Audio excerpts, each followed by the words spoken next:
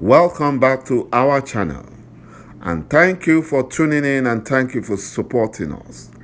But if you are new to this channel and you haven't subscribed yet, please encourage us by doing so that we can bring you the latest news as they come. And together we shall work with our great leader, Mazi Nnamdi Kanu, IPOB, and Eastern Security Network to make our Biafran dream a reality and pull the Fulani Janjaweed to shame. He say, Osita Chidoka, an Efulefu Sabotua Fulani slave, take his anger against IPOB, the giant that is seen in his dream on a daily basis, because the Fulani Janjaweed Nigerian government, whom he is supporting, are threatening him to return back their money in 72 hours, or else they will send EFCC to go after him.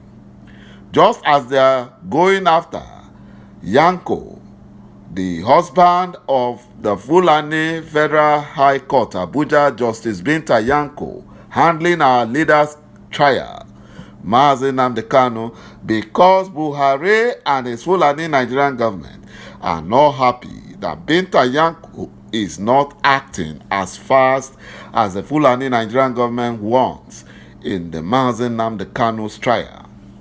Osita Chidoka is dishing out propaganda against IPOB because the Fulani Janjaweed came for their money. Chidoka cried to Fulani terrorist Miyetti Allah that IPOB sit at home caused the low turnout during the Anambra election. But they told him that IPOB called off the sit at home. Why didn't he help the Fulani Janjaweed? And it was the reason why he cannot help the Fulani Nigerian government gather evidence against Mazi Nnamdi Kanu and IPOB. But the terrorist Fulani Miyetti Allah refused to listen to Chidoka and are asking for their money within 72 hours. Efulefu Sabotua Chidoka should understand that IPOB suspended the sit-at-home order because of people like him, and the Anambra People's Choice still won the election, even though only about 5% of the registered voters voted. Even if the turnout was 100%, the People's Choice would still have won. How do they think, or what made them believe that the Fulani party will win in Biafra land? It's not possible. Except they use the Supreme Court, like they did in Imo State. There is no way the Fulani Janjaweed will win in Biafra land. Even with their fraudulent election, they will not win. You know, some reports are saying that Osita Chidoka is an Igede man from Benue State. Igede are also Biafrans, where the Fulani terrorists are slaughtering and killing his people every day, yet he hasn't spoken against them. He hasn't. But anytime IPOB does anything, that's when they have strength to talk, so that the Fulani Janjaweed will see them as their supporters.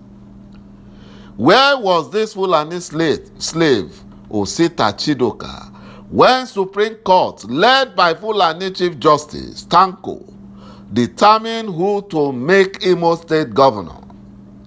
Hope Uzodinjo, who came a distant fourth in the election in Imo State, with a 75 or 95,000 votes, was single-handedly made a governor by the Supreme Court.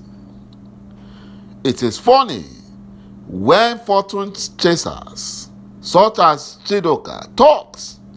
Sit at home protest is a honorable action of civil disobedience or protest. After all, the Fulani governors closes their markets weekly and nobody is complaining. IPOB is on the correct path with the sit-at-home order because the quest for self-determination outvalues anything that the fraudulent nation called Nigeria can offer to Biafrans. It outweighs it. No matter what the ď'Aaiπαι and the saboteurs are saying, IPOB is on track and they are doing the right thing. They are doing the right thing, and there is nothing anybody can do about it. You know, the Vanguard newspaper reporter at the National Assembly, ď'AAIπαι from Benue State, was killed by the Fulani criminal DSS for his critical report on the request by the National Assembly to proscribe the so-called Fulani bandits as terrorist group. The criminal DSS have warned this Benue reporter on several occasions not to report news that are critical to Buhari's administration and his terrorist Fulani Nigerian government. But he kept telling the world the truth. You know, when pressure mounted on the Nigerian security agencies to produce the missing reporter, the criminal DSS, who had already deposited the body of the Benue State ď'AAIπαι Vanguard newspaper reporter at the mortuary, they had to go back and bring him and dump him at a location in Abuja suburb and arrested an innocent taxi driver named Itoro from Akwa Ibom, Biafra land. They arrested him and they forced him to claim that he was the one that knocked down ď'AAIπαι, the Benue State-born Vanguard reporter, around Mabushi and fled for the fear of being lynched. You know, when Itoro's statement was not jiving was when he said and he claimed that his car was damaged and he fixed it the following day and continued business. Later he said that he thought that the Vanguard news reporter ď'AAIPM was an armed robber. The Fulani Janjaweed criminal DSS script does not add up. The script they wrote and gave to that innocent Itoro to read for them or play out for them, it's not adding up. So the taxi driver knocked someone down with his car since last month, and it was just yesterday, Thursday, that they saw the dead body of the news reporter. So where was the body all these days?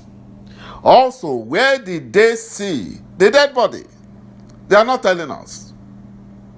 Which autopsy was carried out to show that the reporter was knocked down by a car?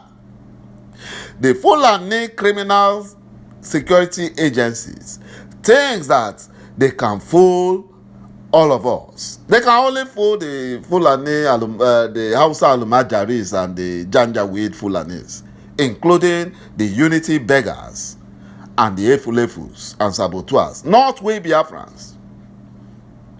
When someone is knocked down by a hit-and-run vehicle at night, at least people going about their normal business in the morning will discover the person's corpse on the floor, or or wherever they dump it. At least someone will see the corpse the second day. Especially when people are passing a busy place like Abuja or its suburbs. The Fulani-controlled DSS and the police should upgrade their script writers because their story is not adding up.